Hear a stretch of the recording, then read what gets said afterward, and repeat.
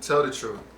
Do you think that I don't know I look like a black Beetlejuice? I look like the Foot Locker logo right now. It's showtime.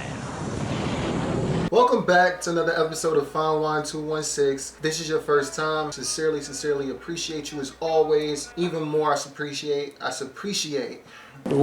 R-E-S-P-C. That's what I want from me. R-E-S-P-C-D. That's what I want. Respect. This is your first time, as always. Really appreciate you. I appreciate you even more if you're one of my consistent supporters. Don't forget to like, comment, and subscribe. And don't forget to follow me on Instagram at, you guessed it, FineWine216. We have yet another episode on race relations. I'm not even sure where this even fits in the whole lifestyle advice thing. At this point, I'm just talking about topics that I feel strongly about. But at the end of the day, what could be more pertinent to race relations than racist? But no, I wanted to talk about epiphany that I didn't come to until I was much older, and that's that racist and the concept of racism in today's age, in today's day and age. Why do you say today's day and age? It's today. Racist and the concept of racism in today's day and age is not as evil as you think. Extremely greedy, extremely selfish, but not as evil as they make it out to be. So when I was younger, I shed blood, sweat, and tears over the topic of racism, and I couldn't be any more literal. Whether it be getting into fist fights with classmates who call you the obvious forbidden word. We do not speak his name. Voldemort, don't use that name. Don't say that.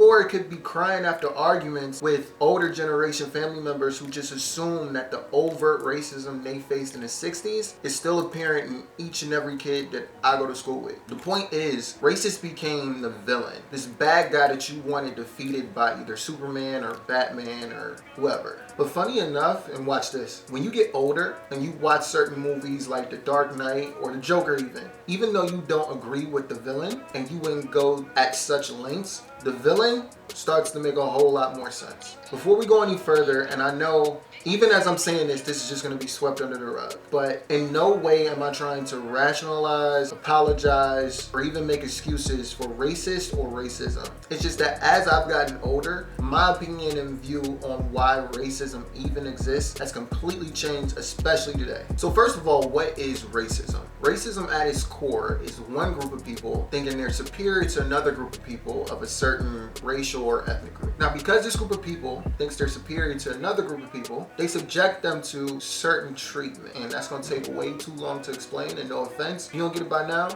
you never will. If you ain't got it by now, then you just ain't getting it. Let's go. So the logical conclusion, racists are just ignorant. They're not aware that all men are created equal, right? I always said that racism doesn't exist in places where you're in constant contact with different group of people. They're just ignorant until you include this crucial point: money. Racism isn't just a natural phenomenon, it's planned. I firmly believe that racism wouldn't exist if there weren't scarce resources and an extreme amount of profit to be made off of it. Take this into account. America loves to talk about how we're the greatest, wealthiest nation on the planet. But what we don't like to talk about is how we actually got there. In the mid-1800s, the top industry was the cotton industry.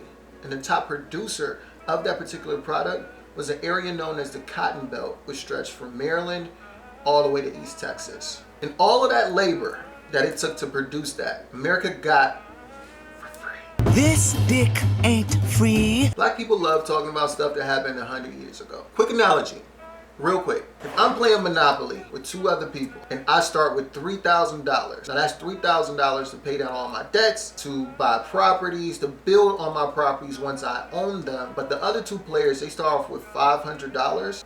Who do you think is going to win the game? Follow-up rhetorical question. Do you think me starting off with that much more money is going to affect just one or two times around the board, or do you feel like it's going to affect the whole game? Oh, alright then.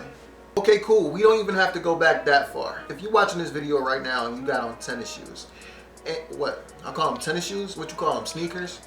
I'm from Cleveland, like. No, I don't drink pop. The hell's pop? Oh, I'm originally from Ohio.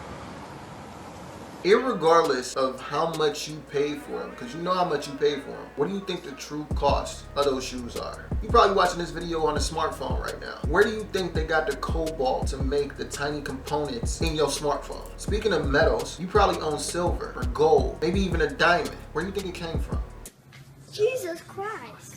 The point of me saying that is not to make you feel horrible about your life. My point is that for capitalism to exist, there has to be a group of people who are dominated. I don't think that racists are ignorant. I really feel like they are fully aware that if provided the same resources, there's no limit to what marginalized people can accomplish. But if I level the playing field, how will I ever win the game of Monopoly?